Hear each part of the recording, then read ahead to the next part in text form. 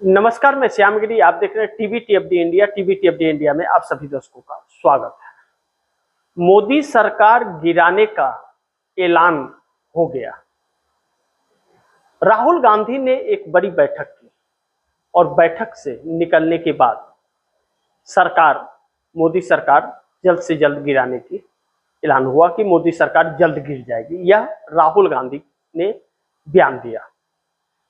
बड़ी महत्वपूर्ण है कि पश्चिम बंगाल के चुनाव परिणाम और चुनाव आयोग पर उठे सवाल, एसआईआर में कटे वोट और शुभेंदु अधिकारी की सरकार बनने के बाद बंगाल के अंदर के हालात और परिस्थितियां, यह सब कुछ इस तरफ इशारा कर रही है कि सब कुछ ठीक नहीं है। और जिस तरह से यह चला और हो रहा है, वह आने वाले वक्त के लिए लोकतंत्र खत्म हो जाएगा। संवैधानिक तौर पर किसी के पास वह अधिकार नहीं रहेंगे कि वह अपनी आवाज भी उठा सके। मैं पहले पश्चिम बंगाल की बात करूं तो पश्चिम बंगाल के अंदर ममता बनर्जी की हार हुई नहीं, हार में तब्दील करवा दी गई, जिस तरह से आरोप लगाए जा रहे हैं उसके मुताबिक। लेकिन ठीक है, हार और जीत होती है अलग अलग तरह से। यहां एक असंवैधानिक सरकार बनी, चुनाव आयोग उसमें इन्वॉल्व रहा। यह अभिषेक बनर्जी का आरोप है, ममता बनर्जी का आरोप है, विपक्ष का आरोप है और यह दिखता भी है, वरना सीसीटीवी फुटेज अभी तक चुनाव आयोग दिखा दिया होता। लेकिन पश्चिम बंगाल के लोगों पर जो जुल्म ढाए गए, उसका जिम्मेदार कौन? सरकारें तो आती और जाती हैं, कार्यकर्ता भी कोई इधर से उधर होते हैं, लेकिन आप किसी को डरा करके, धमका करके और उसके घर पर आप अपना झंडा लगवा करके कहोगे कि यह झंडा है। ऐसे ऐसे सीटों का खुलासा हुआ है जो मुस्लिम बहुमूल्य सीटें, वहां मुस्लिमों का 95% वोट भाजपा को पड़ गया। ऐसी कौन सी तीर मार दी भाजपा ने कि रात दिन गाली दे रही थी, पानी पी पी कर मुस्लिमों ने कैसे वोट दे दिया? तो बहुत सारे पोल खुल चुके हैं, देश के सामने आ गया है। लेकिन बंगाल में एक झटका भारतीय जनता पार्टी को यह लगा कि मुस्लिम समुदाय, जो व्यापारी गाय खरीदते थे, उन्होंने गाय खरीदने से इनकार कर दिया और बंगाल के अंदर गाय खरीदना बंद किया। तो पूरे देश में मुस्लिमों ने गाय खरीदना बंद कर दिया और कहा कि अब बकरीद पर गाय नहीं कटेगी। ऐसे में उन हिंदू चंटुओं को का जो व्यापार था वह खत्म हो गया। जो हिंदू चंटू गाय मेरी माता, भैंस मेरी मौसी जो कर रहे थे, तो मुस्लिमों ने कहा कि भैया एक काम करो, अपनी माता को भी ले जाओ और अपनी मौसी को भी अपने घर ले जाओ, यानी कि गाय और भैंस दोनों को ले जाओ, हम नहीं लेंगे। और यह ऐलान कर दिया हर जगह से अलग अलग मुस्लिम समुदाय के बड़े बड़े लोगों ने कि अब गाय और भैंस नहीं खरीदना है। अब इससे एक हिंदू समाज का बहुत बड़ा वर्ग है जो मोदी का वोटर है और गाय का व्यापार करता है, उसके लिए खाने के लाले पड़ने लगे। अब ऐसे में चमड़े का व्यापार जो करते हैं उनके लिए संकट, वो मिलेगा कहां से चमड़ा? अब यह भारतीय जनता पार्टी के हिंदुत्व को उल्टा पड़ गया कि भैया आप कहते हो ना, गालियां देते हो, कहते हो कि नहीं काटना, तो हम नहीं काटेंगे, हम खाएंगे भी नहीं। वह नहीं खाएंगे तो नुकसान किसे हो रहा है? हिंदुओं को हो रहा है। अब उनकी आमदनी भी गई और वह संकट में आ गए। अब ऐसे में ममता बनर्जी ने कहा कि हम सरकार गिरा देंगे, कसम खाई। अब वह चीज इतना जल्द हो जाएगा यह किसी ने कल्पना नहीं की थी। और ममता बनर्जी नीतीश कुमार, चंद्रबाबू नायडू, बाकी लोगों के संपर्क में अपना बांध ली थी। मैंने खबर में बताया भी था आप दर्शकों को। अब ऐसे में आज जब राहुल गांधी बैठक की, कई सारी बैठकें चल रही है, राहुल गांधी की लगातार बैठकें चल रही है। एक बैठक मुस्लिम समुदाय का एक बैठक हुआ। बैठक से निकलने के बाद राहुल गांधी ने कहा कि अब मोदी सरकार बहुत जल्द गिर जाएगी। अब राहुल गांधी के बयान के बाद भारतीय जनता पार्टी सीरियस हो गई। ममता बनर्जी के बयान से सीरियस नहीं थी, राहुल गांधी के बयान से सीरियस हो गई कि राहुल गांधी अगर बोल रहे हैं कि सरकार गिर जाएगी तो इसका मतलब पक्का कुछ तो खेल हो चुका है। सरकार हरकत में आई और गद्दार शब्द का इस्तेमाल राहुल गांधी के लिए करने लगी, जो इसका मुख्य एजेंडा होता है। लेकिन राहुल गांधी को फर्क कहते हैं सच को आज कहां। अब लालू प्रसाद यादव, और जब बेचैनियां कब बढ़ गई कि लालू प्रसाद यादव पटना से निकलते वक्त उन्होंने ममता बनर्जी को, अखिलेश यादव को, उद्धव ठाकरे को, राहुल गांधी को, सबको फोन कर दिया कि आप सब एकत्रित हुए और हमारे और होगी बैठक। तो लालू निकले तो और बाकी सब भी ममता सब पहुंच रहे दिल्ली।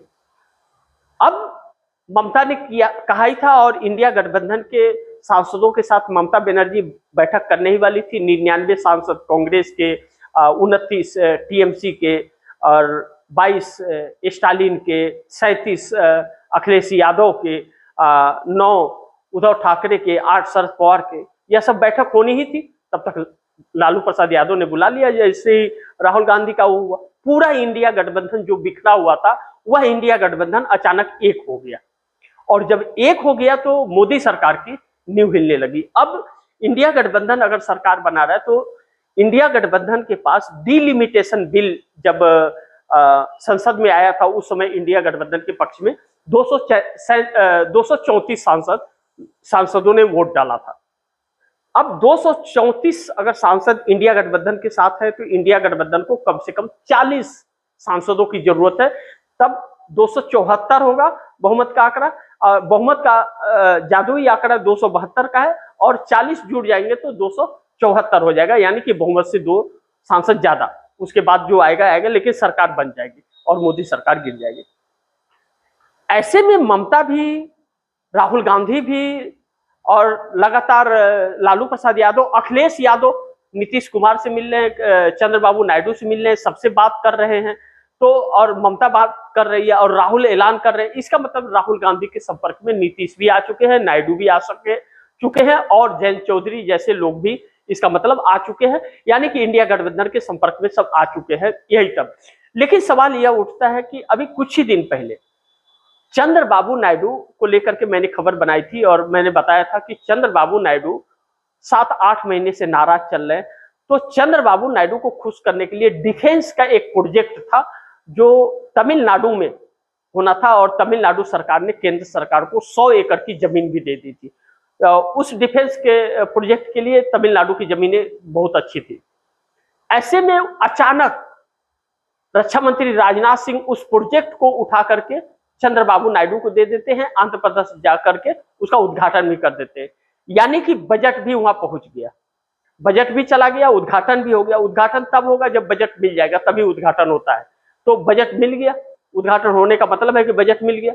अब बजट मिलने के बाद चंद्रबाबू नायडू जब केंद्र में मांग रहे थे तो मोदी सरकार ने इनकार किया। तो अब चंद्रबाबू नायडू, अगर केंद्र में मोदी सरकार अगर उनको कुछ दे भी देती है मंत्रालय, तो भी वह अपनी पार्टी का विस्तार नहीं कर पाएंगे और मोदी सरकार के प्रति वह उनको रहना पड़ेगा, तो उनके वोटर्स उनसे दूर हो जाए, सबसे बड़ी समस्या। तो अब चंद्रबाबू नायडू वैसे भी मोदी के साथ रहेंगे तो 29 का चुनाव हार जाएंगे, यह समझ गए हैं और वह अपने बेटे नारा लोकेश को सीएम बनाना चाहते हैं। तो उन्होंने भी, लग रहा है कि चंद्रबाबू नायडू भी 16 सांसदों का समर्थन इंडिया गठबंधन को देने जा रहे हैं।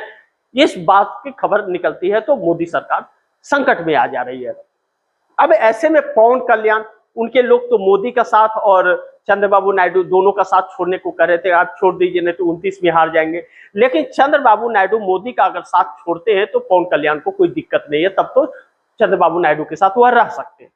ऐसे में चंद्रबाबू नायडू भी कर रहे हैं। मोदी सरकार की बेचैनियां कुछ दिन से जो थी वह यह तो थी कि वह कुछ पार्टियों को तोड़ने की कोशिश कर रही थी, वो अपना बहुमत का आंकड़ा के लिए। तभी पता चल गया जब शरद पवार का बयान आया कि मोदी देश के लिए बहुत अच्छा काम कर रहे हैं, तो मोदी सरकार यह समझ गई थी कि नायडू नीतीश कभी भी झटका मार सकते हैं, तो वह अपनी व्यवस्था कर रही थी। लेकिन अचानक एनडीए के अंदर महाराष्ट्र में खरमंडल हो गया। अब सुनेत्रा पवार और शरद पवार को लेकर के कहा जाता कि सुप्रिया सुले शरद पवार की बेटी को कैबिनेट मंत्री बना करके और उनको एनडीए में शामिल कर, इसको शरद पवार ने बयान तो दे दिया मोदी अच्छा काम कर रहे, लेकिन एनडीए में आने से इनकार कर दिया। तो ऐसे में अब जब अचानक यह बातें आई हैं तो नीतीश कुमार 12 सांसद उनके पास में, 85 एमएलए, नीतीश कुमार के पार्टी में बवाल भाजपा ने ही करवाया था, उनकी पार्टी पर पूरा कब्जा करने की कोशिश की थी। आनंद मोहन सिंह ने बवाल कर दिया, आनंद मोहन सिंह ने बिगुल बजा दिया बगावत का, तो आधी से ज्यादा पार्टी आनंद मोहन के साथ आकर के खड़ी हो गई। तब नीतीश कुमार का दिमाग ठनका कि अरे ये तो भाजपा हमारी पार्टी पर पूरी तरह से कब्जा करना चाह रही है। तब अब नीतीश कुमार भी इरादे बदलते हुए नजर आ रहे हैं, अलग तरह से बैठकें हो रही है, वह उनके विधायक कह रहे हैं कि हमें तो भाजपा का सीएम मंजूर नहीं, हमें भाजपा के साथ छोटे भाई बन के क्यों रहूं मैं। तो अब ऐसे में चंद्रबाबू नायडू, जो ललन सिंह जो भाजपा के लिए बैटिंग कर रहे थे, ललन सिंह का प्लान फेल हो गया और नीतीश कुमार एक्टिव हो गए, ममता बनर्जी के संपर्क में आ गए। ऐसे में 12 सांसद नीतीश कुमार के, 16 सांसद चंद्रबाबू नायडू के, 2 पवन कल्याण के, अब 7 सांसद जो एकनाथ शिंदे के, वह भी इधर ही खसकते हुए नजर, उनका भी भाजपा से खटपट चल रहा है। और ऐसे में सुनेत्रा पवार एक सांसद है, उनके पास 41 विधायक, महाराष्ट्र सरकार संकट में आ रही है। दूसरी तरफ जयंत चौधरी और अनुप्रिया पटेल, यह लोग भी 2 सांसद और एक अनुप्रिया पटेल की, यह 3 सांसद उत्तर प्रदेश चुनाव के मद्देनजर भाजपा के साथ रहते तो हार जाएंगे। और जिस तरह से महंगाई बढ़ रही है, बेरोजगारी बढ़ रही है, युवाओं में गुस्सा बढ़ रहा है, उससे यह सरकार बैकफुट पर आ गई। तो अब ऐसे में इंडिया गठबंधन को 234 के साथ साथ 40 सांसदों का और समर्थन मिलता हुआ नजर आ रहा है। अब कुछ ऐसे ही समीकरण हैं जिनको लेकर के अब इंडिया गठबंधन सक्रिय हुआ है। अब आगे क्या रणनीति होती है यह देखना बड़ी महत्वपूर्ण होगा। लेकिन मोदी सरकार अब ज्यादा दिन नहीं रहेगी, मोदी सरकार जल्द गिर जाएगी। राहुल गांधी ने यह ऐलान कर दिया और एनडीए टूट रहा है और एनडीए के 40 सांसद अलग होते हुए नजर आ रहे, नजर बनी रहेगी। देखना यह महत्वपूर्ण होगा कि यह क्या वाकई यह सक्सेस विपक्ष हो जाता है। लेकिन मोदी सरकार जैसे फंसी है, अब अगर साथ नहीं छोड़ा इन लोगों ने तो इन लोगों का भी राजनीतिक पतन हो जाएगा, यह निश्चित है। और राहुल गांधी ने अगर ऐलान किया है तो कुछ तो ठोस उनके पास होगा, कुछ तो ऐसी बात हुई होगी जिसको लेकर के राहुल गांधी यह कहने के लिए तैयार हो गए कि सरकार जल्द गिर रही है। इसका मतलब सरकार अब ज्यादा दिन की मियाद नहीं है, मोदी का इस्तीफा पक्का है। बाकी आप दर्शक क्या सोचते हैं, आप दर्शकों की क्या राय है, क्या सुझाव है, कमेंट बॉक्स में जरूर दीजिएगा। इस खबर को ज्यादा से ज्यादा शेयर कीजिएगा, अपने दोस्तों को भी कहिएगा आगे शेयर करें। और आपने टीवीटीएफडी इंडिया को सब्सक्राइब नहीं किया, सब्सक्राइब कर लीजिए, अपने दोस्तों को भी कहिएगा टीवीटीएफडी इंडिया को सब्सक्राइब करें। मिलते हैं अगली खबर के साथ, तब तक के लिए नमस्कार।